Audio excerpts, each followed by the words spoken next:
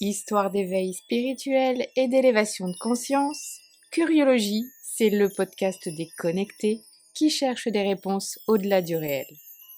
Décroche ta ceinture et prépare-toi à voyager avec notre invité de la semaine.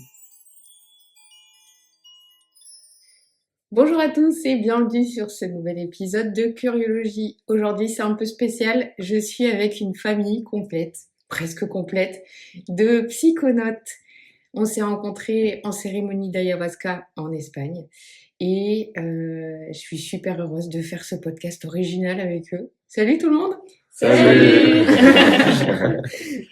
Alors du coup, la maman, Magali, Jérémy et Romain, les deux fils. Yes. La femme de Romain, Mélissa. Laura, qui est une amie de la famille. Et Kenza, que j'ai connue par la suite, qui est la petite amie de Jérémy. J'ai trouvé ça super intéressant de vous inviter parce que c'est quand même pas commun une famille qui fait des cérémonies d'ayahuasca ensemble. Surtout quand on nous dit, oui, bah alors il va y avoir les parents. D'ailleurs, dans cette cérémonie, voilà, il y avait ton ex-mari, Magali. Il y avait Frédéric, du coup.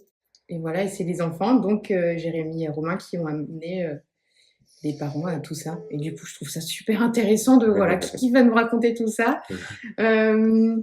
C'est toi, hein, Jérémy, qui a été un peu l'instigateur de cet éveil, on va dire, spirituel. Ben ouais, en fait, j'ai découvert ça. Et quand j'ai découvert tout ça, j'avais déjà une aspiration philosophique et spirituelle et tout ça. Et là, j'ai clairement vu un potentiel d'accélération. Et quand j'ai découvert ça, je savais que ça allait brancher à mon frère parce que lui, c'est pareil, dans l'aspiration et tout ça. Donc on s'est dit, il faut qu'on expérimente. Et quand on a expérimenté, on a fait, waouh, on est vraiment sur quelque chose. Et du coup, après, on a proposé, c'est comme ça que ça s'est plus ou moins propagé en fonction de l'ouverture des gens.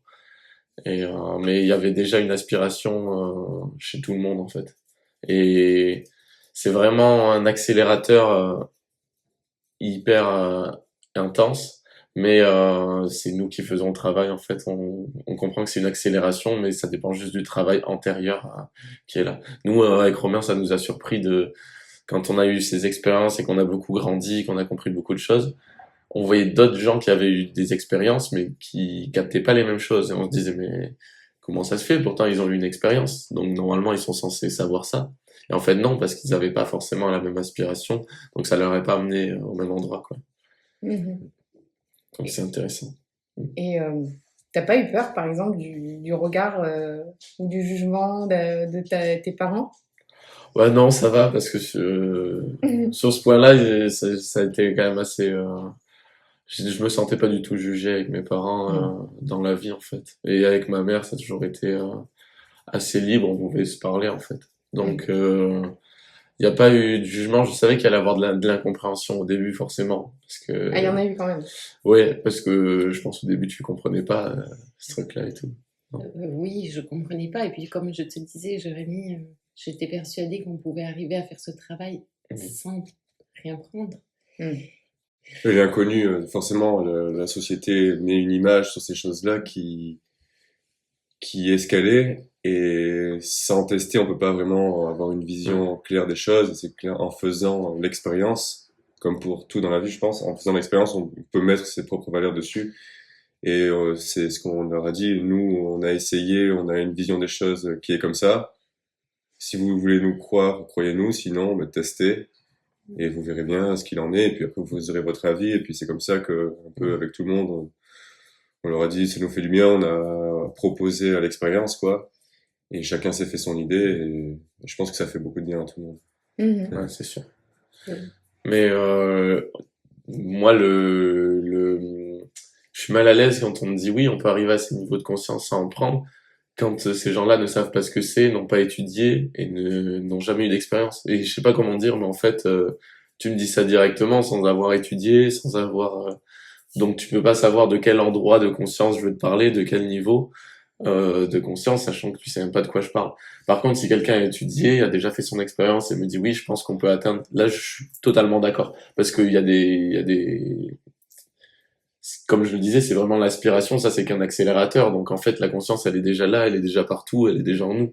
Là, c'est juste un moyen de l'observer avec notre perception, avec des outils, mais en fait, oui, je suis d'accord sur le fond. Il n'y a pas besoin de ces choses-là parce que la conscience, c'est pas les plantes. La conscience, c'est la conscience et les plantes nous aident à avoir la conscience d'une autre façon. Et puis il y a plein d'autres accélérateurs autres que les plantes aussi, les techniques, les médecines plus énergétiques, de respiration, etc. Il y a beaucoup de méthodes.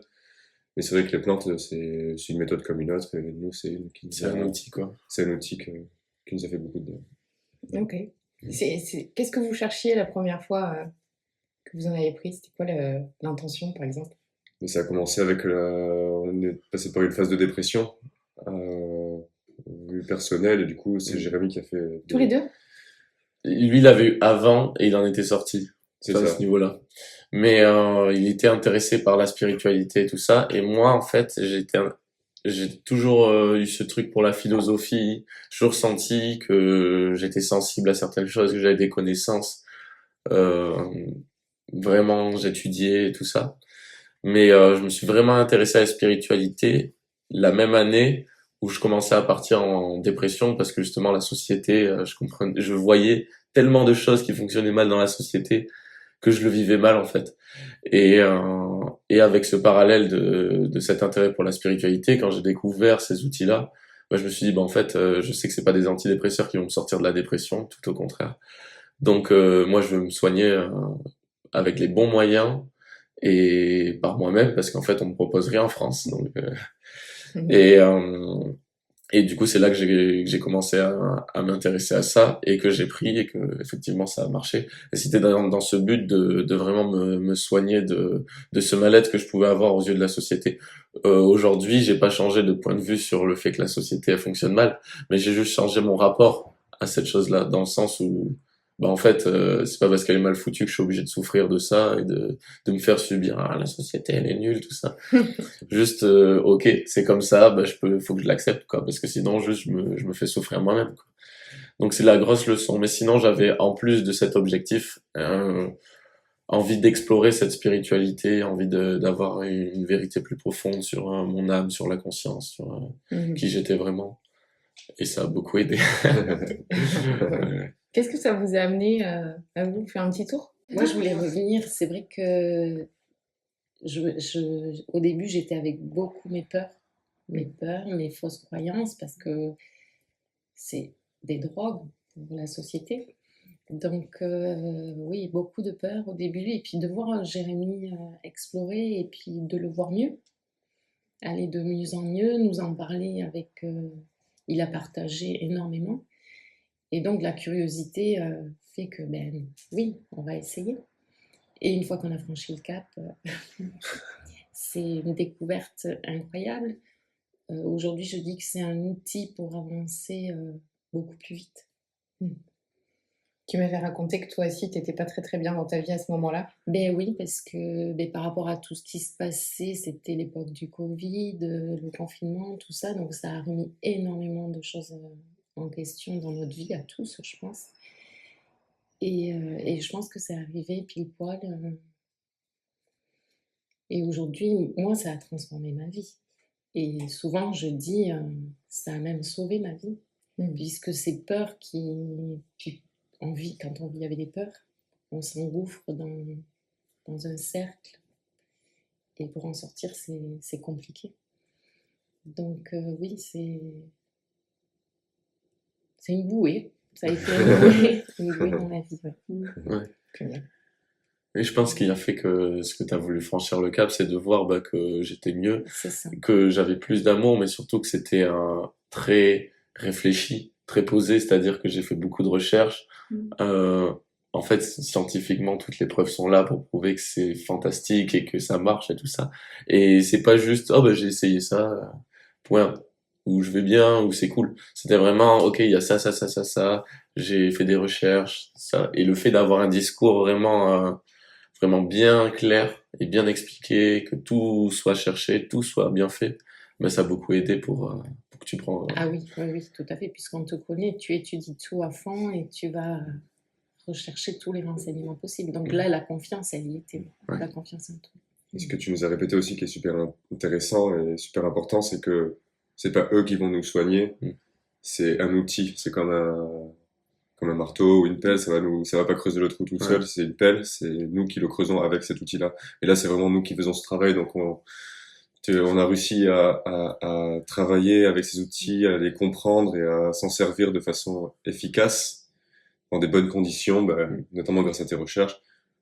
Tout ce qui est le set and setting, le travail pendant, après surtout, Et aussi avant. et avant aussi de poser les intentions, etc. Donc c'est vraiment une façon de travailler qu'on a bien mis en place Ouais. pour travailler, parce que ça peut être très mauvais si on s'en sert mal aussi, ça peut faire tout l'effet inverse. C'est un outil puissant, autant en positif qu'en négatif. Il faut juste savoir bien Ouais, sans s'en ça. servir. Ouais. Moi, je dis souvent, c'est un outil, un marteau. C'est bien pour planter le clou. On va planter le clou avec nos mains. Donc, franchement, autant s'en servir. Mais avec le marteau, on peut aussi se taper sur la tête, quoi.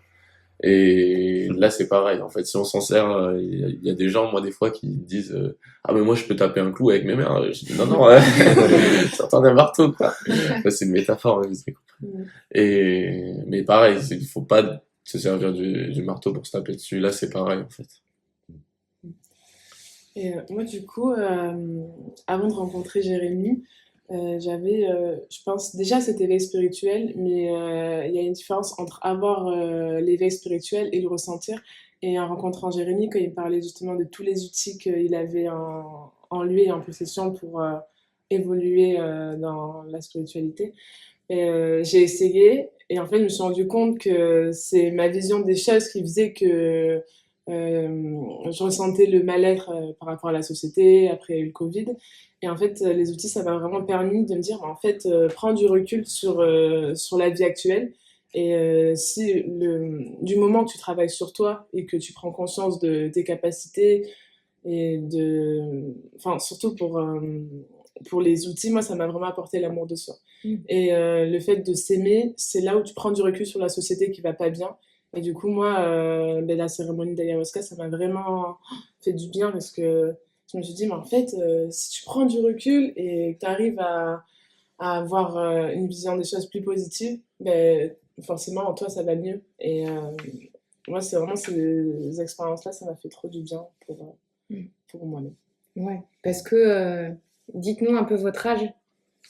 25 ans. 21 ans. 22. Bientôt 25. Ouais.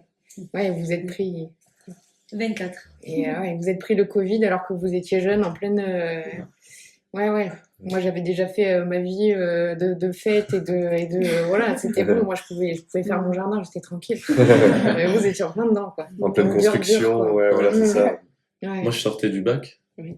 Même pendant le bac, en fait, j'ai commencé à avoir le confinement dans l'année où bon, il y avait la philosophie, bon, c'était déjà là avant, mais et surtout que je pense que la philosophie, c'est quelque chose plus qu'on apprend, qu'on vit, plus que quelque chose qu'on va apprendre à l'école, surtout dans notre société. Mais le confinement, moi, ça m'a permis de méditer, et puis t'es tout seul un peu avec toi-même, donc t'es dans l'introspection max. Et déjà, ça avait commencé, du coup, ça à la fois à créer un mal-être avec la société, donc c'est comme si ça avait planté la graine de la dépression que j'ai eue après, et à la fois de me permettre de faire ce premier éveil, ça me prend vraiment une claque, quoi, parce que j'avais déjà des aspirations, comme j'ai dit avant, mais de vraiment plus aller en profondeur, c'était une première accélération, en fait, ce confinement. Mais beaucoup avec la méditation, le fait de se retrouver seul, faire du sport aussi, tout seul. Vous étiez pas en famille, vous aviez un appart? Moi j'étais plus ou moins dans ma chambre, mais j'étais ici, donc chez ma mère. Et j'ai passé du temps aussi chez Romain et Mélissa parce que comme on s'entendait bien et tout ça, moi j'étais content, quoi. Ouais. Je pense qu'ils étaient contents aussi, mais ils avaient quand même besoin d'avoir leur vie de couple, donc j'allais pas rester à tout le Non, temps. mais ça fait du bien de créer un peu de liens sociaux ouais. pendant cette période où ça nous a tous divisés, chacun de son côté. Comme tu dis, ça fait du bien de travailler tout seul, mais aussi ça fait du bien de garder quand même du lien et de s'aider dans cette. Moi, je garde mon souvenir de quand j'étais chez vous et tout, c'était super. Ouais, c'est clair. Et toi, Laura, alors du coup, ça t'a apporté quoi? Oh, moi, ça m'a totalement changé déjà. Je pense que ça m'a sauvée aussi, honnêtement. Parce que c'est arrivé dans un moment de ma vie où, pareil, pendant le confinement, etc. Et en fait, avec mon travail, je suis rentrée dans un truc où je me concentrais que là-dessus. Et j'ai totalement perdu toute ma joie de vivre. Enfin, en tout, tu vois, j'étais pas bien. Je me réveillais la nuit. Enfin, c'était vraiment. J'ai commencé à faire des crises d'angoisse, des choses comme ça. Et donc, j'ai quitté ce travail, mais c'était trop tard, quoi. J'étais vraiment dans une grosse dépression. Et pendant que je travaillais, on a commencé à traîner ensemble avec Jérémy, Mélissa et Romain. Et je sentais, tu sais, il y avait une bonne énergie. Enfin, je sais pas si à cette époque-là, je parlais d'énergie, mais je me sentais bien dans ce groupe, mais pas avec moi-même. Donc, il y avait vraiment des fois où j'avais besoin de me retrouver seule, mais j'étais toujours pas bien, des choses comme ça. Et petit à petit, ouais, Jérémy a commencé à nous parler de tout ça. Et franchement, au début, en fait, comme j'ai très peur du regard des autres, parce que j'ai pas assez confiance en moi, et du coup, je me dis que leur regard est réel. Et comme j'avais peur du regard des autres, je n'osais pas trop me lancer, etc. Et la première expérience que j'ai faite, c'était avec Mélissa. Et juste savoir qu'on était les deux, tu sais, ça me rassurait. Comme quand t'es dans une galère et que si t'es pas tout seul, ça va mieux. Et donc, c'était ça. Et en fait, dès la première expérience, mais c'est un truc de fou. Quand tu connais pas tout ça, tu te prends une claque, quoi. Et c'était juste un moment incroyable. Petit à petit, du coup, on a exploré ça de plus en plus. De mon côté aussi, j'ai essayé de travailler sur moi de différentes façons. Il y a eu des mauvais moments aussi, mais je les ai mieux gérés, mieux appréhendés, etc. Et je pense sincèrement que ouais, ça m'a sauvée parce que la dépression, c'est vraiment pas qu'un état d'esprit, quoi. C'est quelque chose de très fort. Et pour moi, prendre des cachets, c'était impensable parce que j'ai déjà vu ce que ça faisait sur d'autres gens et je me voyais mal, je voulais pas l'être d'autant plus. Et finalement, avec tous ces outils, maintenant, je pense que je me suis jamais sentie aussi bien que maintenant, c'est sûr et certain. Et je sais que c'est que le début, quoi. Alors qu'au on a fait un travail tous énorme sur nous. Donc j'ai hâte de voir la suite parce que maintenant, ça me stresse plus. Et voilà. Enfin, j'ai beaucoup changé sur ça. Ouais, génial. Voilà, merci. Ouais, c'est vrai que dès la première séance d'ayahuasca, je reviens sur ce que disait Kenza, c'est que à mon âge, c'était la première fois que je m'aimais. Et prendre conscience que c'est important de s'aimer avant de pouvoir aimer les autres, c'est quelque chose d'incroyable. Donc cette prise de conscience, oui, elle est énorme. Comme je dis, on est la seule personne avec laquelle on va vivre toute notre vie. Donc à partir du moment où on s'aime, la vie devrait bien aller. Ouais, c'est sûr.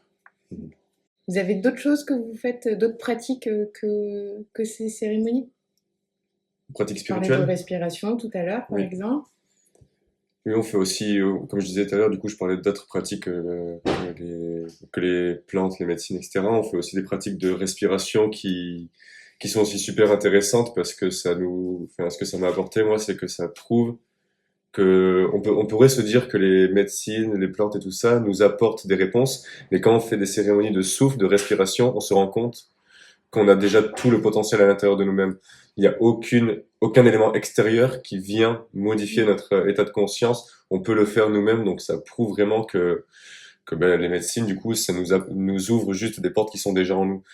Toutes ces pratiques extérieures où on travaille juste sur nous-mêmes, donc ça peut être la méditation, comme disait Jérémy, les respirations, il y a plein de méthodes. Ça peut nous aider et on a en nous cette force. Et c'est là qu'on s'en rend compte, et quand on se rend compte de ça, parce qu'on a cette force pendant les cérémonies de respiration, etc. Mais si on l'a à ce moment-là, ça veut dire qu'on l'a toute notre vie. Donc la force, elle est en nous, et faut pas l'oublier, et ça nous le montre bien. Ça, c'est cool. Ouais. Et moi, je dirais aussi le fait de faire de la musique aussi, de chanter. Enfin, pour moi, en tout cas, quand je chante, c'est un voyage qui se passe à l'intérieur de moi et ça me guérit. Par exemple, quand je suis triste et tout, je vais chanter, ça va me faire du bien. Ou sinon, je vais écrire aussi.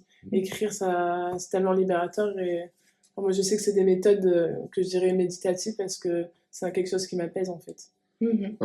C'est vrai. Moi, je dirais que l'art en général, en fait, c'est une exploration de conscience et de la spiritualité. Moi, je crois que j'ai essayé beaucoup d'art, et j'ai fait du dessin, de la peinture et tout ça. Ça m'a apporté vraiment quelque chose d'unique. Après, de l'écriture, ça m'a vraiment apporté quelque chose d'unique. La musique, énormément. Et en fait, je voyais tout ce que ça m'apportait indépendamment l'un de l'autre, et ça pouvait se compléter, s'alimenter, tout ça.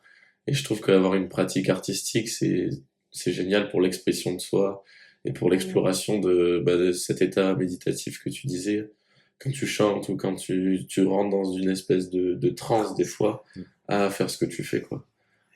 Comme moi, je sais que quand je dessinais, des fois, je me mettais de la musique et au bout d'un moment, j'oubliais le temps. Ça faisait 2-3 heures que je faisais mon truc.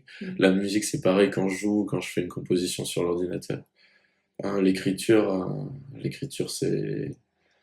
c'est vraiment encore différent parce qu'on pose des mots sur vraiment ce qu'on ressent, ce qu'on pense et tout ça. Et ça permet d'aller vraiment loin. Moi, je me suis surpris à écrire des choses en écrivant et je me suis dit, waouh, j'ai écrit ça. Et c'est moi, en fait. Et waouh, c'est hyper déstabilisant parce que c'est presque de l'écriture automatique et quand tu te rends compte de ce que t'es, waouh, mais je savais pas que j'étais ça et c'est en écrivant, en me laissant porter par ce que la chose qui était au-dessus de moi m'appelait à écrire et ce que ma plume m'a fait écrire. Et ben waouh, je suis subjugué et j'ai beaucoup appris sur moi en écrivant. Et Tu dirais que ça vient pas de ton mental, mais ça vient de mon cœur. Ok. En tout cas, quand ça me touche comme ça, parce que je pense que des fois le mental il intervient, surtout quand t'essayes d'apporter de la technique dans l'art. Mais en même temps, je trouve que c'est bien d'avoir de la technique, parce que quand on a de la technique, justement, c'est là qu'on peut se laisser guider par notre cœur. Donc, enfin, l'art, c'est un grand débat, mais je pense que c'est bien de travailler la technique avec le mental pour qu'après l'inspiration se laisse guider par le cœur. C'est vrai qu'on parlait de puissance, mais c'est toute la puissance du cœur. Et là, de se retrouver avec ce pouvoir en nous, de se reconnecter à ça, moi, c'est ce qui me transcende aujourd'hui.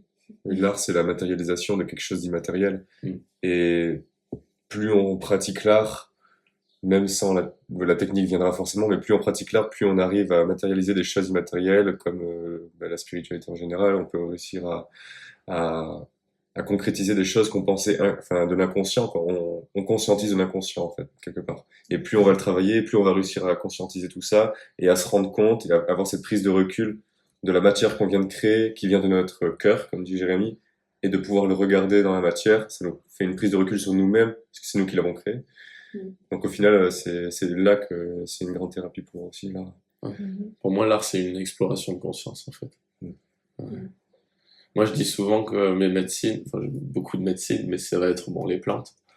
On en a déjà parlé. L'art, ça m'a sauvé aussi. Et le sport. Parce que le sport, c'est ancré dans la matière, avoir la santé du corps et tout ça. Et aller au bout de ses limites aussi. On peut l'avoir en art, mais quand c'est dans quelque chose de très physique, moi j'aime bien, parce que là on parle de spiritualité et tout ça. Moi j'ai toujours été hyper cartésien, hyper pragmatique, et hyper dans la physique. Et j'adore justement pouvoir parler de spiritualité en rapportant tout à la science, en rapportant tout. Parce que pour moi la spiritualité c'est juste de la science de quelque chose qu'on n'a pas encore découvert. C'est juste la science de ce que l'humain n'a pas encore eu accès. Ouais. Et Tellement. ouais. Je pense que c'est exactement ça. Et demain, je veux dire dans le futur, on dira ah oui, mais ça, oui, ça a testé. Comme aujourd'hui, ah ben oui, on tourne autour du soleil ou la Terre est ronde. Sauf qu'avant, c'était pas évident de savoir ça. Ben là, le siècle prochain, si l'humain est encore là et tout ça, il va dire ah ben oui, ben ça, la spiritualité, c'est attesté. Mais juste là, pour l'instant, on n'a peut-être pas autant les preuves scientifiques, mais justement, on est là pour ça.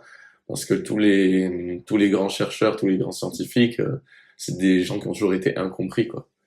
Et on leur a dit non, en fait, ce que tu dis, c'est con, parce que ça a toujours été comme ça. Ben non, en fait, il faut changer de paradigme pour s'ouvrir et pour avoir des nouvelles connaissances. Et je pense que tous les gens qui s'intéressent à la spiritualité, au psychédélisme, tout ça, c'est juste des gens qui ont cette envie de découvrir ce que l'humain n'a pas encore découvert. Tu disais, tu avais une règle, une personne qui fait une grande découverte, elle passe par 3 étapes. Ah oui, là, je citerai Idriss Aberkan, qui lui-même, je crois, cite quelqu'un. Il dit que toutes les grandes révolutions, ça passe par 3 étapes. Et la première, c'est ridicule. La deuxième, c'est dangereux. La troisième, c'est évident. Et il prend, par exemple, le droit de vote pour les femmes. Au début, on trouvait ça ridicule. Après, on trouvait ça dangereux. Après, on trouvait ça évident. Et la plupart des grandes révolutions, c'est ça. Donc, en fait, si on te trouve ridicule, Ou après dangereux, bah, probablement que tu sais que quelque chose que... Tu tiens quelque chose. Voilà, c'est ça. C'est ça. Et il dit que l'inverse, c'est pas parce que tu fais quelque chose de ridicule que c'est forcément une révolution ou quelque chose de dangereux. Ça précise. Mais, mais en tout cas, tu vas probablement passer par ces étapes-là si t'es sur quelque chose de... Et le psychédélisme, on peut le voir. Les gens, ils peuvent trouver ça ridicule de se dire, ah, bah, ils prennent des substances et tout ça. Ouais. Mais après, ils peuvent trouver ça dangereux. Et moi, je pense que ceux qui dirigent le monde, ils trouvent ça même dangereux si les gens fassent ça, parce que c'est une émancipation, en fait. Et ça libère de tellement de choses que ceux qui nous dirigent, ils pourraient plus trop nous diriger. Donc, pour eux, c'est dangereux. Mais pourtant, c'est évident. C'est évident que qu'il y a de grandes réponses là-dedans. Ouais. Et, vous avez beaucoup parlé d'art. Ouais. Du coup, ensemble, vous avez monté un groupe. Enfin, Jérémy, Romain, Kenza, Chan C'est ça. aussi, qui est pas là. C'est ça. Et avec Caroline Way aussi. Vous pouvez nous en parler un petit peu? Bah, tu Oui. Oui, bon, on va repartir des bases. On a toujours été attiré par la musique déjà dans notre enfance, on a toujours été attiré par la musique et la spiritualité en général. Mais la musique, elle a fait partie de notre vie aussi très jeune. On a eu une pause, à l'adolescence, mais on a repris ça il y a quelques années en même temps que la spiritualité d'ailleurs, ça me fait remarquer, c'est marrant. Mais, on a commencé à faire de la musique et comme disait Jérémy tout à l'heure, on a commencé à écrire. Et comme disait Kenza aussi, à chanter et à faire des instruments et à mettre tout ça en matière et on s'est libéré aussi de pas mal de choses et on a pris de passion pour ça, on a tous adoré ça, on s'est dit bah pourquoi on continuerait pas, pourquoi on pousserait pas ça un peu loin et du coup on s'est réunis et on a travaillé pas mal et on a monté un petit groupe et là ça commence à marcher de plus en plus. Je sais pas si tu veux que je dise le nom. Ouais, vas-y. Ouais, bon, il y a le triumvirat, du coup, moi, Jérémy et Shan, on a commencé comme ça. Shan qui est DJ, producteur de musique, Jérémy aussi est passé à la production et tout ça, composition, chant, etc. Et moi, pareil. Et Jérémy a rencontré Kenza qui chante aussi, son nom d'artiste. Et on a essayé de jouer en groupe, à la bande. Et Caroline Way, après, on a pris sur le chemin aussi. Elle avait déjà bien avancé son propre chemin. C'est plutôt elle qui nous a pris sur son chemin d'ailleurs. Ouais. Et ouais, voilà, aujourd'hui, on s'éclate bien à essayer de faire passer des messages, en même temps libérer des douleurs qu'on avait en nous. Donc, on se dit, si ça peut aider les gens, pourquoi pas partager ça avec tout le monde, quoi. Éviter que les gens passent par les mêmes problèmes qu'on a eu.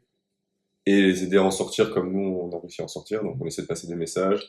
On essaie aussi de faire voyager les gens et à travers des productions. On a beaucoup l'attrait, ça s'entend, je pense. Dans nos morceaux, on nous dit qu'il y a ce côté spirituel, quoi. On met du handpan sur les morceaux, la voix de Kenza ou de Caroline, bah, ça t'emmène à voyager. Nous, quand on rappe, par exemple, les paroles, il y a toujours ce truc spirituel, même dans la composition et tout ça. Donc, je pense que ça se ressent, ouais. Surtout qu'on met tout notre cœur dedans. Ouais, c'est ça. C'est ça avec notre âme, vraiment. Et je pense que ça se ressent. Là, c'est mon regard de maman qui parle, mais on sent l'énergie. On sent l'énergie du groupe, on sent ce que ça fait dans le public, puisque moi, je suis toujours dans le public et je vois les réactions des gens. Et je me dis, waouh, cette énergie, c'est magique. Et rien que pour l'énergie, ouais, ça vaut le coup d'aller voir le triumvirat et c'est Kenza et toute la troupe. Ouais, c'est vrai. Il y a des belles vibrations qui font vibrer le cœur, c'est clair. Ah bah c'est gentil. J'y suis allée les 2 fois, les 2 concerts. J'attends le prochain. Et ouais, c'est vraiment... On va mettre un extrait. Allez.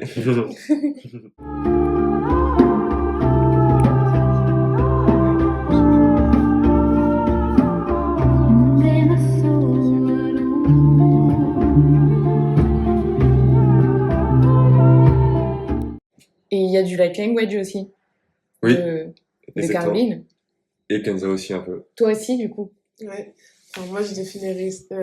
là, on parle des paroles de... Oui, c'est ça. Ouais. Je définirais plutôt mes paroles plutôt terrestres, très terrestres. J'ai l'impression que quand je chante, c'est un peu un voyage lointain, mais sur Terre. Alors que Caroline, c'est plus les étoiles. Enfin, et c'est pour ça que je pense que nos 2 univers, ils vont bien ensemble, parce qu'il y a un équilibre, l'espace et la Terre aussi. Et je trouve que c'est ça qui fait que notre alliance, elle est magique parce que c'est équilibré. Ouais, complètement. Mm. Ouais, j'avais pas vu ça comme ça, mais c'est vrai. Ouais. Ouais, mais je l'ai remarqué hier.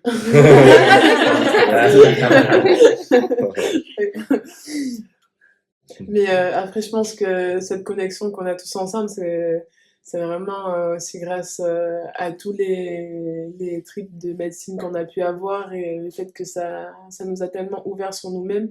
Et par rapport à moi-même, déjà, le fait de me montrer dans un public, avant, c'est pas que j'étais incapable, mais c'est que je stressais ou je me sentais pas légitime d'être ici. Et là, depuis que j'ai fait des petits voyages spirituels, on va dire, vraiment, je vois bien qu'il y a quelque chose qui a changé. Les gens autour de moi voient qu'il y a quelque chose qui a changé, mais je dis pas du coup que c'est avec les tripes spirituelles, parce que sinon, il y a toujours ce jugement. Et Trop tard là, Kenza. la vérité est due, voilà, je dénonce. Ça me fait trop penser ce que tu dis au fait que des fois les gens ils s'attardent trop sur la forme et pas sur le fond. Et il y a beaucoup de gens, si tu leur dis ouais moi je fais des tripes au champi, je prends des whisky quoi, ils vont dire ah t'es malade et tout ça. Ouais, Par exemple, aussi, quoi. ouais, Ouais, ils c'est vont ça. dire ah Ouais, c'est ouais. ça. Et il y a beaucoup de jugements donc code direct. Et moi je fais l'expérience de ne pas parler de ça et juste d'être qui je suis. Et ils adorent le fond. Et des fois je m'amuse à dire ah oui bah tu sais. Et après les gens sont là ah et comme ça peut éveiller la curiosité parce que on le voit qu'il y a beaucoup trop de gens qui s'attardent vraiment sur la forme et qui du coup font même pas gaffe au fond alors que quand ils savent pas la forme et qu'ils voient le fond ils disent ah c'est génial. Moi j'ai plein de récits de gens autour de moi que j'ai pu accompagner qui disent bah tous mes proches ils trouvent que je vais beaucoup mieux que j'ai une bonne énergie euh, ils voient les progrès de fou que je fais etc mais ils peuvent pas le dire parce qu'ils savent que les gens sont limités par leur dogme et tout ça et et du coup on a quand même ce truc où des fois on est un peu frustré de pas pouvoir parler de ses expériences et tout ça mais en fait nos proches tant qu'ils nous aiment même si ça tarde sur la forme bah, on les aime aussi et du coup on leur explique pas la forme on leur dit juste le fond je me sens mieux je fais des expériences et tout ça et des fois on peut être incompris mais ça fait partie du truc quoi je trouve que justement les psychédéliques, il y a des gens qui vont croire ah les gens qui prennent des drogues, ils sont en marge de la société ou ils rejettent les autres alors que les psychédéliques, on sent vraiment que c'est une médecine parce que je trouve que ça nous aide justement à accepter tout le monde et même ceux qui vont nous juger. Alors que ces gens-là justement, c'est eux qui ont tendance à rejeter. Moi je vois d'une manière générale que même des gens qui se disent ouverts d'esprit et tout ça, ils rejettent dès que tu parles de médecine et tout ça, alors qu'ils se disent ouverts d'esprit, alors que les gens qui prennent des médecines, d'une manière générale, ils vont vraiment être plus à l'écoute et plus ouverts. Je dis d'une manière générale parce qu'encore une fois, ça dépend du travail de chacun, pas de la médecine. Mais ça aide quand même, ça aide beaucoup, je pense. Moi, je voulais dire aussi que du coup, tous ces trips, c'est assumer qui on est. Et donc là, je sais que j'avais un peu parlé à ma mère, que j'avais fait un trip au Champi. Et je m'étais dit, mais en fait, je vais m'assumer, je vais assumer que je fais des trips et que j'ai un certain éveil spirituel qui est en train de se faire. Et je pense qu'en fait, le plus important, c'est de s'assumer sans se flageller et sans prendre la vie des autres et prendre que le positif en fait des autres. Donc, Je suis d'accord. Moi, je vais parler juste de mon expérience, mais c'est vrai que je trouve que ce groupe, il fait d'autant plus de bien. Et de voir que Magali, par exemple, t'es hyper ouverte Enfin, Magali, c'est vraiment la maman de tout le groupe, tu vois, c'est un truc de fou. On est très souvent ici, franchement, elle a hérité de plein d'enfants. Et vraiment, je me permets de dire ça. Et voir, tu sais, qu'il y a un regard de parents qui est ouvert à ça, etc., c'est hyper important, pour moi en tout cas. Parce que je sais que ma famille n'est pas hyper... Enfin, ils se disent très spirituels, tout ça, mais pas à ce point, quoi. Et donc, ne pas en parler avec eux, c'est hyper frustrant. Et ça a été c'est un travail que je fais au quotidien. Mais c'est hyper frustrant. Et en plus, des fois, tu sais, ils te parlent de leurs problèmes. T'as envie de leur dire, mais j'ai la solution. J'ai envie de t'aider. Et déjà, les conseils, ils les prennent pas forcément parce que bon, t'es la fille, tout ça. Et en plus, t'as envie de leur dire, mais moi, j'ai la solution. Tu me fais confiance une seule fois. Tu testes et je te jure qu'après je t'en reparle plus ni rien. Mais pour l'instant, c'est pas encore assez, je pense, ouvert, ouais, et développé au sein de la société ou des choses comme ça. Et du coup, ça limite vachement aussi dans la sphère privée, quoi. Donc c'est pour ça, ce groupe, il fait d'autant plus de bien, je trouve. Vous avez de la chance. Ouais, et on est très reconnaissants, je pense, tous de tout ça, quoi. Ouais, pardon. Mais c'est vrai que moi je dis, il y a beaucoup d'anciens qui disent moi j'ai la science et les jeunes ils doivent faire comme moi je fais. Grave. Et en fait, moi je leur dis souvent, mais non, c'est les jeunes qui nous apprennent tout parce que ils remettent en question tout ce qu'on nous a appris pendant ce qu'on a cru qui était bien. Et c'est bien de remettre en question et de prendre avec eux et d'apprendre plein de choses. Ouais, c'est ça, mais en fait, quand on laisse l'opportunité aux gens d'être qui ils sont, on peut avoir des surprises du coup parce que comme tu disais, les anciens ils dictaient des choses à faire très strictes et du coup il n'y avait pas de nouveautés qui se créent. Que là dans ce groupe, chacun laisse la place à l'autre, chacun écoute l'autre, le laisse vivre sa propre vie et c'est là qu'on peut apprendre chacun des uns des autres. Et peu importe les différences d'âge, enfin l'âge ça n'a même plus trop d'importance parce qu'on se rend compte qu'on est tous différents et chacun peut apporter à l'autre ce qu'il a déjà vécu dans sa vie et inversement. On peut pas avoir toutes les réponses de l'univers parce on n'a pas une vie toutes les épreuves, on les a pas tous vécues quoi. Donc on peut s'aider les uns les autres avec les épreuves qu'on a vécues chacun de notre côté. Et c'est comme ça aussi dans la solidarité et dans l'ouverture entre nous qu'on s'aide autant que la médecine. Donc je trouve que cette ouverture aux autres, c'est autant une médecine que peut l'être des thérapies additionnelles. On s'aide au quotidien quoi en se laissant juste la place d'être qui on est parce qu'on s'est accepté comme on était aussi à la base. Mais du coup c'est l'ouverture, c'est vraiment important, l'ouverture et l'accueil. Je pense que accepter les autres, du coup, c'est vraiment, ça part de s'accepter soi. Et quand on s'accepte au-delà de toutes les couches, on peut vraiment accepter les autres au-delà de toutes les couches. Et ce que je leur disais, parce qu'on fait plus de câlins depuis que on a pris des plantes et tout ça, c'est que moi, à chaque fois que je faisais un câlin, déjà, j'essayais de mettre vraiment toute mon âme, tout mon cœur, toute ma conscience dedans. Et que je voyais vraiment ce truc-là comme deux choses. Tout d'abord, comme je me donne entièrement à toi tel que je suis. Et si tu veux m'accepter, je t'offre qui je suis au-delà de toutes mes couches. Et je te prends toi au-delà de toutes tes couches. Et je t'accepte dans ton entièreté, au-delà de tout avec mon cœur. Et du coup, de penser à ça, mettre de la conscience sur ça à chaque fois qu'on fait un câlin, je trouve que c'est quelque chose de fort, quoi. Et c'est quelque chose qu'on fait pas trop dans notre société ou qui peut, en tout cas j'ai l'impression en France, qui peut être un peu mal vu ou un peu brusqué de faire des câlins, mais moi je trouve que ça fait du bien quoi, même d'un point de vue psychologique et physiologique avec la libération d'ocytocine, etc. Bref, mais même plus profond et et quand on sait qu'il y a ça derrière, en plus c'est encore mieux je pense. Mais toutes les plantes ont un sacré pouvoir, mais le partage et tout ce qu'on vit tous ensemble, ça amène encore une puissance au pouvoir des plantes. Oui.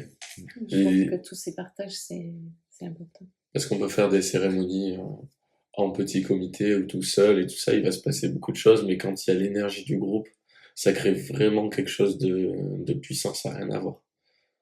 Moi, je trouve. Moi, je vous trouve très philosophe pour votre âge. Hein. Vous pensez que la nouvelle génération, elle va être plus sage? Imaginez comment vous serez quand vous aurez 70 ans. Ça va être incroyable. On va s'éclater, ouais. Et je trouve que justement, c'est en voyant des groupes comme nous qu'on a de l'espoir pour la jeunesse aussi, parce que moi, le métier que je vais faire plus tard, c'est éducateur spécialisé, et c'est vraiment dans le but de faire évoluer la jeunesse. Mais si avec la jeunesse, on parlait plus des recours qu'il y a, genre les plantes, si jamais un jour dans ta vie, il se passe quelque chose de peut-être traumatisant, ben, il y a des moyens de guérir, alors qu'aujourd'hui, on nous dit non, tu peux pas guérir. Si tu veux guérir, tu dois dépenser énormément de sous, etc. Et je trouve que du coup, voir notre groupe, vraiment, ça donne de l'espoir et faut arrêter de se dire que oui, la nouvelle génération, c'est vraiment du n'importe quoi, etc. Alors qu'on voit bien que là, il y a vraiment un travail qui se fait au niveau, c'est pas qu'entre nous d'ailleurs, parce que si on travaille entre nous, il y a aussi un travail extérieur aussi qui se fait. Je sais pas si vous voyez ce que je veux dire. Et moi, ce que tu me dis, ça me fait écho au fait que dans la société, tu disais, ouais, mais il n'y a pas de moyen de guérir, ou s'il y en a un, c'est quelque chose d'extérieur. Ouais. On croit toujours que c'est à l'extérieur. Et moi, je dis toujours que tout est à l'intérieur. Et les médecines, c'est vraiment ce que ça m'a appris.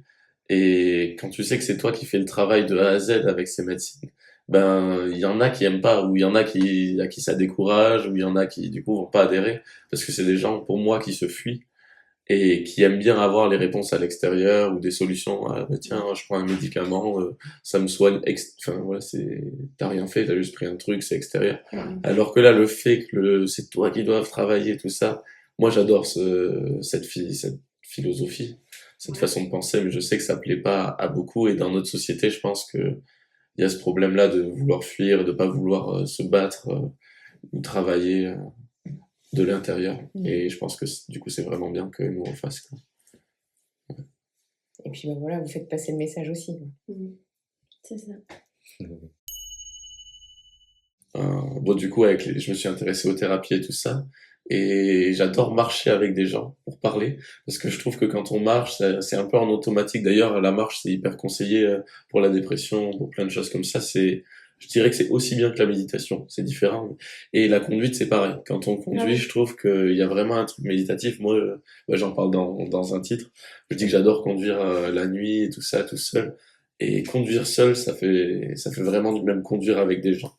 Ça fait vraiment du bien et marcher, c'est pareil. Et je trouve que du coup, on a la parole automatique comme ça et des fois, ça peut nous surprendre ce qu'on va raconter, ce qu'on va pouvoir libérer. Et c'est vraiment fort.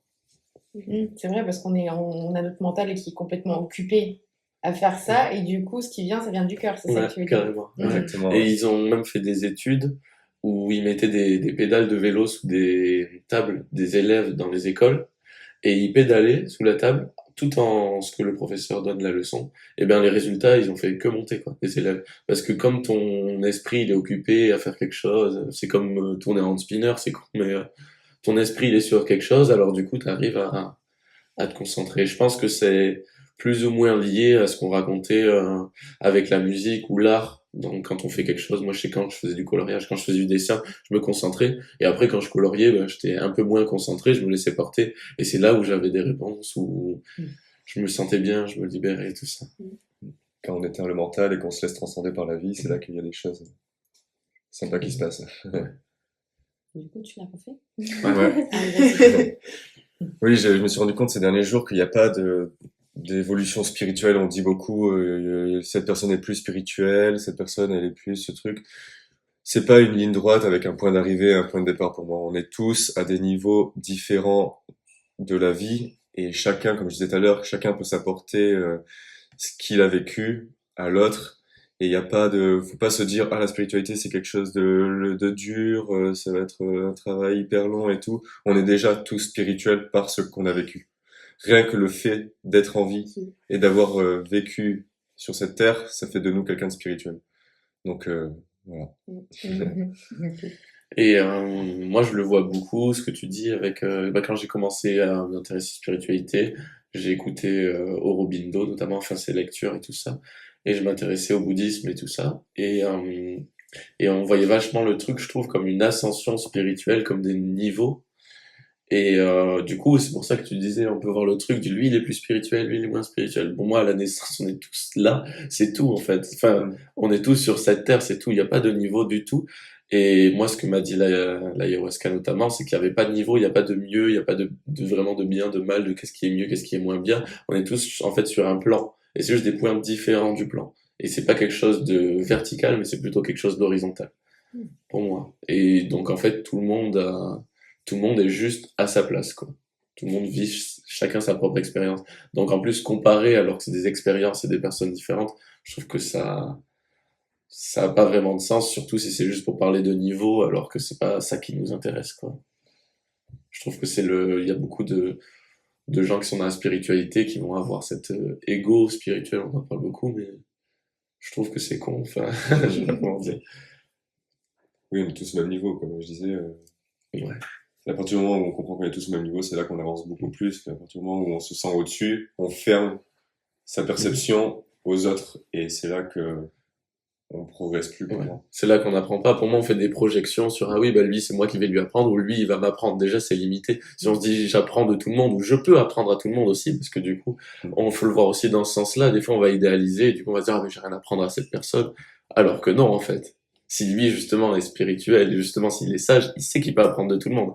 Donc, autorise-toi à être toi, et à lui donner ce que tu peux lui donner, et tu vas voir que tu vas lui apprendre. Ça, je trouve que c'est quelque chose d'important. Et aussi dans l'autre sens. Mais, le truc, c'est que ça peut, enfin, l'ego, il peut vite s'immiscer, et après, on se dit mieux, pas mieux, ceci, ah, et moi, l'ayahuasca m'a beaucoup aidé à observer mon ego, et des fois, je ris, enfin, c'est comme si elle se moquait un peu de moi, ou elle rigolait avec moi de mon ego. Et moi, j'étais là, observateur de situations où j'ai de l'ego, et je rigolais, et elle-même rigolait, parce qu'elle me disait, mais là, tu te moques de quand t'as de l'ego, donc t'as encore de l'ego. Et je suis là, ah, mais c'est infernal, ça finit jamais. C'est Inception de l'ego. Et elle, comme elle était supérieure à tout ça, parce elle a pas d'ego, et ben, elle me faisait vraiment assimiler tout ça, et j'ai arrêté cette boucle quand j'ai compris que de toute façon, j'incarnais qui je suis, j'intégrais mon ego, donc il y a toujours de l'ego dans toutes mes perceptions. Même quand j'observe que j'ai pas d'ego, ben ça passe à travers moi, donc il y a forcément de l'ego. Donc on peut pas arriver, est-ce qu'on peut arriver véritablement à la dissolution de l'ego? Bah, c'est la question que je vous pose, du coup. Vous avez 4 heures. Parce que, même quand on parle beaucoup de dissolution de l'ego dans le psychédélisme, mais ça passe à travers nous, encore une fois. De ne plus, de ressentir qu'on n'est plus nous. Je pense qu'il n'y a que la mort pour nous donner la réponse. Ouais. Je pense qu'il faut pas combattre ces Ouais. parties négatives, il faut juste les accepter Ouais. et vivre avec en toute harmonie, et c'est là que tout va bien. Observer. Si tout est bien, comme je dis souvent, si tout est parfait et tout est bien tout le temps, on s'ennuierait. Il faut, la vie c'est un équilibre, comme il disait Kenza tout à l'heure avec la musique. La vie c'est un équilibre de positif et de négatif, et c'est la beauté de la vie, quoi. S'il se passe rien dans la vie, ben, c'est assez fade, assez plat. Alors que, justement, la beauté de la vie, c'est de passer par des phases dures et tristes pour remonter et que ce soit encore plus beau, et etc. Et c'est comme une espèce de vague, et la vie, c'est en fait juste savoir surfer cette vague et accepter les moments durs où il faut regrimper, et les moments cool où il faut juste se laisser descendre. Ouais. Même quand c'est dur, on vit. On se sent encore plus vivant. Exactement, ouais, voilà, c'est ça. Des fois, ce que tu as dit, ça me fait penser à Nekfeu. Et ce que tu dis aussi, dans un titre qui s'appelle À l'unisson, il dit que c'est quand il souffre qu'il se sent enfin vivre, quoi. Et par rapport à ce que tu disais, Romain, il dit le pire dans la vie, c'est pas qu'il t'arrive quelque chose, c'est qu'il t'arrive rien. Et c'est fou. C'est fou. Et pour revenir aussi, je pense que j'ai toujours été attirée par la spiritualité, les événements paranormaux, qu'on appelait à l'époque les NDE, toutes ces choses-là. Mais quand on creuse un petit peu, on trouve des maîtres, tous ces titres-là, en fait, ça m'a un petit peu tout le temps dérangée. Et puis je me disais, et c'est pas pour moi en fait, parce que je n'arriverai pas dans cette vie à arriver à ce niveau-là. Tu vois, ce titre. Et en fait, oui, d'avoir, en plus avec mon sentiment d'infériorité, je me disais, mais non, c'est pas pour moi, j'y arriverai pas, je vivrai jamais ces expériences. Donc du coup, tu restes en recul et tu restes dans cette société qui te maintient. Alors que là, avec les plantes, tu découvres que, eh oui, comme tu disais Romain, tu es un être spirituel dès la naissance. Et on revient à l'essentiel. Ouais, c'est ça, c'est se sentir légitime de vivre en fait toute expérience de la vie, quoi. Mais je sais que vous avez... Vous, je sais pas, mais toi, tu as pris du buffo. Oui. Petite coquine. On l'a fait aussi. Ouais, ouais, tous ensemble. Ouais. Donc, les trois. Ouais. Alors, Pour ma part, ça revient à l'essentiel. En plus, c'est bien parce que c'est une bonne transition, parce que ça revient vraiment, ça nous ramène à l'essentiel de ce qu'on est, sans aucune des couches qu'on s'est mis avec le temps. Avec le temps, on se construit des masques, on se construit des caractères, on se construit une personnalité. Et le Bouffo m'a fait me rendre compte que tout ça, c'est moi qui l'ai créé. et que sous toutes ces couches de masques, etc., comme je viens de dire, je suis un être pur et je peux être qui je veux au moment où je le veux. Vu que j'ai réussi à créer ça, pourquoi je pourrais pas créer quelqu'un d'autre? Pourquoi je pourrais pas demain être quelqu'un d'autre, quelqu'un que j'ai envie d'être au moment, enfin, voilà, on peut avoir le contrôle de sa vie, vu aujourd'hui on a contrôlé notre vie pour arriver où on en est aujourd'hui. Bon, pourquoi pas la changer demain? C'est ça que ça m'a appris. Ouais, du coup, ça me fait penser que ça t'a reconnecté un peu à ton pouvoir créateur, je me dis. Exactement. De tout ce pouvoir que tu peux créer, en fait. À la force intérieure qu'on a tous en nous. Ouais. Parce que je pense que vous avez un peu pareil. Oui. Mais le chaman qui était avec nous, il m'a dit quelque chose qui m'a marqué, que je pensais déjà, mais il a dit on est seulement ceux à quoi on s'identifie, point. C'est tout. Et c'est vrai, en fait. Si tu veux t'identifier à ça, t'es ça, ok. Mais, et avec cette expérience, tu comprends que tout ce à quoi tu es identifié est faux. Et que quand tu reviens mais ça peut être déstabilisant pour certains d'arriver à rien. Moi, je dis souvent qu'en psychologie, pour moi, c'est mon point de vue, des fois, ça fait du bien de s'identifier. Mais des fois, c'est là d'où provient nos souffrances. Et j'ai l'impression qu'il faut savoir le rider, le surfer, un peu, comme tu disais. Entre s'identifier et pas trop plonger dedans, et est-ce que cette identification me fait mal ou est-ce qu'elle m'apporte du bien? Bon, c'est encore une question par rapport à l'ego. Mais je trouve ça vraiment intéressant. Moi, je sais que je m'identifie à certaines choses qui me nourrissent parce que ben, j'incarne ma personne, comme je le disais tout à l'heure. Et m'identifier à certaines choses, c'est mon truc, en fait. Même si du coup, avec ce genre d'expérience, j'ai pris vachement de recul et je sais que c'est rien et c'est tout à la fois. Mais j'aime bien m'identifier, quoi. Mais après, j'aime tout autant faire ce genre d'expérience pour prendre le recul, justement, de toute l'identification qu'on peut se mettre et que c'est faux, en fait. Tout ça, pour moi. Et quand on s'identifie, on grandit, parce que forcément, on prend les enseignements d'autres personnes. Mais si ça nous fait souffrir, c'est là qu'il faut prendre de la distance. De toute façon, c'est une question d'équilibre, c'est comme tout dans la vie. Si on prend l'exemple le plus concret, on peut s'identifier au corps ou à l'apparence, et c'est là où on peut souffrir, où on peut s'en servir, mais en fait, c'est débile. Moi, je m'identifie beaucoup à des idées aussi. Et je vois que ça peut être vraiment une source de motivation, mais à la fois, ça peut vraiment me faire souffrir. Donc, c'est toutes ces choses-là, je pense. Pour moi, le Bouffo, ça a été une reconnexion à ce qu'on est vraiment, et une renaissance, comme si j'avais ressenti ce qu'un bébé ressent quand il arrive sur Terre. En fait, on est tous liés, tout ce qui se passe dans notre passé, il n'y a plus de temps. Et ouais, la connexion entre nous, on est quelque chose ensemble qui nous sépare sur Terre, mais après on revient dans une énergie tous ensemble. Et de savoir qu'on est tous liés, que si je t'ai rencontré, c'est pas pour rien, que tous les événements qui m'arrivent dans ma vie, c'est pas pour rien, c'est pour me faire travailler, tout ça. Prendre conscience de tout ça, c'est fort. Ah, c'est beau. Ouais. C'était plus puissant que l'ayahuasca au niveau des leçons, au niveau des sensations. Au niveau des sensations, je dirais non. Pour ma part.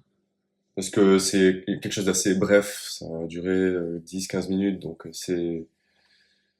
En fait, c'est puissant dans le sens où il n'y a rien. C'est trop dur à expliquer. Ouais. Comme ça nous déconnecte de tout, en fait. Il n'y a plus rien. Et donc ce vide est puissant. Du coup, ça nous connecte à tout, justement. Oui, voilà, je trouve. Donc, ce vide est puissant. Mais niveau sensation, je trouve ça quand même... j'ai trouvé ça plus léger, moi, personnellement. Moi, je trouve que sur les sensations corporelles, ça a été plus fort. Mais après, j'ai fait l'expérience de l'ayahuasca plus de fois que le Bufo. Et le Bufo, peut-être que c'était des doses plus légères ou que ça va moins à terme. Sûrement. Mais donc, au niveau des leçons et tout ça, l'ayahuasca, ça a quand même été plus fort. Et t'as quand même ce truc sur le ventre avec l'ayahuasca, ce truc purgatif et tout ça. Mais c'est comme si je me déconnectais plus de mon corps avec l'ayahuasca. Pourtant, l'ayahuasca me connecte avec le corps dans les jours qui suivent, même les jours d'avant, ne serait-ce que par la diète, mais aussi par le travail qui est fait. Et elle m'a beaucoup appris à essayer d'être en bonne santé, vraiment me connecter avec mon corps. C'est déjà quelque chose que je voulais avoir, mais vraiment de me sentir mieux. Et le Bufo, par contre, il m'a vraiment fait une sensation physique. Et les leçons, je trouve, elles sont différentes. Je dirais que le Buffo, c'est vraiment par rapport à la désidentification et par rapport aussi à l'émerveillement comme tu disais, de la naissance. Moi aussi, j'ai l'impression j'avais les yeux fermés, j'ai pas l'impression vraiment d'être parti. Bon, j'ai senti que c'était quand même fort, mais j'ai pas eu trop l'impression d'être parti. Mais quand j'ai réouvert les yeux et que j'ai vu la nature autour de moi, j'ai vu les feuilles d'un arbre, j'étais presque à pleurer. J'ai vu un cloporte. C'est pas beau en fait dans l'esprit humain. C'était magnifique parce qu'il y avait plus ce jugement humain, je pense. J'avais juste une perception de c'est beau parce que j'ai l'impression que c'est la première fois que je le vois. J'avais un insecte sur moi, ça m'a ému. Enfin, après j'ai senti le vent quand c'est redescendu et que j'ai marché, j'ai senti le vent. J'avais l'impression que c'était la première fois que je sentais le vent traverser ma peau. Il avait une saveur qu'il n'avait jamais eue. Et ça m'a vraiment, ça m'est déjà arrivé avec l'ayahuasca, mais c'est vraiment avec le buffo que ça me l'a fait très fort. Par contre, avec l'ayahuasca, j'ai plus eu des conversations avec elle et des grandes leçons sur l'échelle d'une vie, en fait. Je pense qu'il y a une expérience en particulier qui m'a transformé. C'est plus possible de retourner en arrière, quoi. J'ai ressenti ce que j'ai ressenti. C'était l'expérience la plus forte de ma vie. Point final. Ok. Ouais. Pour moi, le Buffo, il a été puissant dans l'amour. Et vraiment, l'amour, ce mot, aujourd'hui, je le trouve, j'aimerais lui mettre plein de paillettes autour, de puissance, tellement je le trouve petit par rapport à ce qu'on peut ressentir dans l'amour. Waouh. Moi, c'est l'ayahuasca qui m'a fait ça. Et je comprends ce que tu veux dire quand j'ai ressenti l'amour et que j'essaie de l'expliquer aux gens. Je disais, mais en fait, l'amour qu'on ressent avec ça, c'est au-delà de tous les concepts. Même le mot amour, il est trop limité. Et pour moi, l'amour, du coup, il est au-delà de tout. C'est comme si c'était pas un mot, c'était au-dessus, quoi. Quand on parle de cet amour-là. C'est ça. Et vraiment, là, du coup, quand on parle avec des gens qui savent de quoi on parle, qui ont fait l'expérience de l'amour, on dit l'amour, on est ah oui, l'amour. Mais sinon, je pense qu'on peut pas Avec un véritablement grand A. comprendre. Ouais. On peut pas comprendre sinon. Après, vous avez eu une expérience différente, mais moi je pense que bon, les médecines, elles ont chacune leur particularité, mais je pense que l'expérience que tu auras le jour où tu prends la médecine en question sera différente en fonction de de ce que tu dois travailler sur le moment. C'est pour ça on a fait tout ce qu'on a raconté, c'est le même jour, la même dose, etc. Mais on a tous eu des expériences différentes parce qu'on avait tous déjà une intention différente, je pense, et un travail à faire différent. C'est pour ça que des fois, des personnes n'ont rien du tout, des personnes ont des choses hyper dures, ou des trips complètement différents. Et même quand on fait 2 fois le même trip avec exactement les mêmes conditions, ça va être différent parce que nous, on sera différents. Donc, ouais, chaque expérience est unique et parce que la vie, chaque seconde de la vie est unique. D'ailleurs, c'est ce qu'on a appris avec le Buffo aussi. Ouais. Que il y a de la création dans chaque seconde de la vie. Et ce que tu dis. Attends, tu viens de dire quoi, pardon? Tu peux répéter juste Chaque seconde juste avant.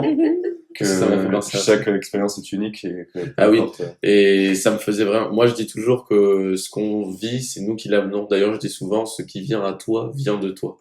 Je trouve ça fort. Surtout pour ces expériences-là. Véritablement, il n'y a pas que ça. Il y a surtout le cadre, les gens qui sont là.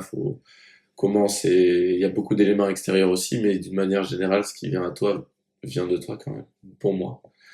Et justement, je trouve tout le monde va apporter quelque chose de différent dans l'expérience. Et même si tu prends un effet, par exemple, là on parlait de la désidentification.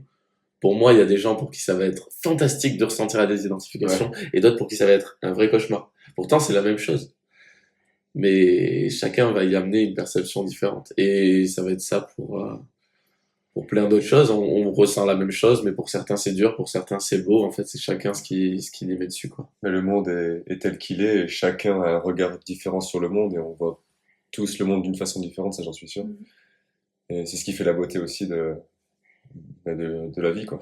Que chacun le voit à sa façon et chacun peut partager sa façon de la voir avec les autres. C'est comme ça qu'on s'éclate. Et une question que je vous ai pas demandé avant. Je demande toujours un peu de donner des conseils. Par exemple, une personne qui voudrait cheminer dans sa spiritualité, vous lui diriez quoi? De pas hésiter déjà. Oui, de faire des choses. Ouais, Ouais, c'est grave ce que tu dis. Quand tu ressens l'appel, tu vas, n'aie pas peur, quoi. Ouais, Ça, c'est ça, c'est- exactement. Et ouvre-toi, quand tu sens que c'est le moment, ouvre-toi, essaye de te renseigner sur des choses, essaye de contacter des gens qui peut-être pourront t'aider, tu vois, des choses comme ça. Mais Parce que c'est. Pardon. oui, Je trouve que c'est pas assez développé, comme je disais tout à l'heure, c'est pas encore assez développé, mais les gens qui en parlent, ils en parlent super bien et ils peuvent vachement t'aider, quoi. Comme il disait Romain, des fois, juste on parle entre nous et on règle des problématiques qu'on avait. Donc c'est ne pas hésiter, y aller et s'il faut contacter des gens, tous les gens qui sont autour de ça sont ouverts. Il n'y aura jamais de jugement, rien du tout. Ouais. Toujours faire un peu attention quand même. Hein. Oui, Ouais, faire ça attention, aussi, bien c'est sûr. ce que je important. voulais dire. Ouais, après, de toute façon, je pense que tu sens plus ou moins les personnes et si tu vas dans un truc où tu dis écoute, je me sens pas bien par rapport à ça, en fonction des réactions de l'autre personne, peut-être que tu pourras plus te sentir à l'aise, etc. quoi. Et aussi, je pense se dire que c'est pas, comme tu disais tout à l'heure, Jérémy, que c'est pas la substance en soi qui va régler ton problème. C'est que c'est toi, déjà, du moment où tu te rends compte que tu as un problème ou quelque chose à régler, c'est plus ça le travail que la substance à elle-même. Donc, déjà, de pas partir en se disant, ok, si je prends ça, je vais guérir. Non, Oui. surtout pas. On n'est pas tous obligés de prendre de Oui, l'ayahuasca. d'ailleurs, bah Oui, oui, c'est c'est ça. clair, c'est clair. mais comme il dit Jérémy, il dit à l'époque, quand il cherchait une solution, il cherchait un bon thérapeute. Et je pense que c'est ça aujourd'hui le plus dur. Et ce qui est dommage, justement, le fait que ce soit illégal en France, c'est que oui, faire attention par rapport à qui donner sa confiance pour participer, pour Ouais, c'est hyper être important. accompagné. Ah, c'est hyper important parce que c'est vraiment de la chirurgie en fait. Et les médecines, elles opèrent en chirurgie, mais le problème, c'est que tous les éléments sont hyper importants. Le satin setting, on n'en parlera jamais assez, mais tout est hyper important et c'est vraiment pas des blagues. Comme on disait, c'est un outil, mais c'est un outil super puissant. Et chaque personne va réagir différemment. Dans notre société, on a l'habitude d'avoir un symptôme, un remède, alors qu'en vrai, c'est une personne, un symptôme, et bien, une façon de la soigner, mais c'est adapté vraiment à chaque personne. Et ça, je pense qu'on le comprend avec les médecines. Mais ça peut pas être quelque chose de fait à la chaîne, en fait. Ça doit s'adapter à chaque personne. Si la personne est ouverte, si ça vient d'elle, s'il y a vraiment un appel, parce que on peut proposer, on peut informer, mais il faut surtout pas forcer, il faut que ça vienne de la personne. Et sinon, c'est hyper important parce que ça peut être hyper dangereux, en fait. Mais si c'est bien fait, si toutes les règles de sécurité sont là, si tout est bien carré, si on est en confiance, ben là par contre ça peut avoir des vertus mais fantastiques quoi. Mais justement c'est bien d'avoir ces précautions pour qu'il y ait que du bénéfice. Et quand c'est bien fait, il y a pratiquement que du bénéfice pour moi. Pour moi, la spiritualité, ce serait de, de faire des choses, parce que si on fait rien, on bouge pas et il arrive rien. Donc c'est de mettre en place des choses, ne pas avoir peur des échecs, parce que c'est dans les échecs qu'on apprend, et de prendre du recul sur ce qu'on a fait. Donc pour moi, c'est deux choses, c'est faire quelque chose et prendre du recul sur la chose qu'on vient de faire. Et c'est comme ça qu'on évolue pour moi, parce que ouais, imaginons on est dans un labyrinthe, on veut en sortir, si on bouge pas, on va jamais en sortir. Et c'est en prenant des chemins, même s'ils sont mauvais, de revenir en arrière, en prenant du recul, d'apprendre de ses erreurs, d'essayer autre chose et de garder espoir surtout, parce que à partir du moment où on crée quelque chose de positif, il va arriver. Donc ouais, pour moi, ce serait ça la spiritualité. Ok, génial. Moi si je voudrais dire à quelqu'un de se lancer dans la spiritualité, comment il devrait faire, moi je dirais tout d'abord de s'ancrer dans la matière. Parce que c'est dans la matière que, pour moi, on va pouvoir explorer la spiritualité avant toute chose. C'est vrai.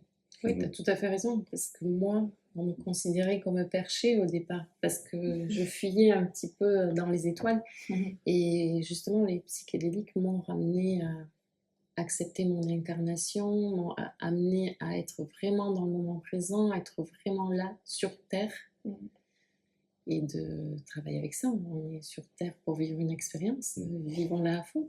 Ouais, c'est ça. On revient sur l'équilibre que Kenza disait avec Ouais, le chant des étoiles et le chant de la ça. Terre, et c'est l'équilibre entre C'est les deux important. qui Ouais. fait vivre sur cette belle planète. Ouais, c'est vraiment ça, faut accepter son incarnation. Ouais. Ouais. Des fois, c'est compliqué, mais Oui, être en paix avec soi-même. La paix aussi, c'est difficile à avoir. C'est pas simple, mais c'est ça qui est beau, quoi. C'est ça. Ça rajoute de la magie. Si ce serait simple, on y arriverait demain, tout serait fini, puis voilà. On irait faire autre chose. Sur ces bons mots, je pense qu'on peut terminer. C'était génial. Merci à tous. Merci énormément. Merci, à toi. Angèle. C'était très très chouette. Et merci à tous pour votre écoute. Vous pouvez dire au revoir. Comment on fait cette fois? C'est un gros câlin. Mais imaginez quand vous faites un gros câlin. Plein d'amour. Et à très vite pour ce nouvel épisode de Curiologie. Ciao! Tu as vécu un éveil spirituel et tu as envie de le partager? Contacte-moi via le compte Instagram de Curiologie. Si tu trouves que le podcast est utile, soutiens-le en laissant un commentaire. Tu peux aussi le partager à toutes tes amies connectées. À très vite pour un nouvel épisode de Curiologie.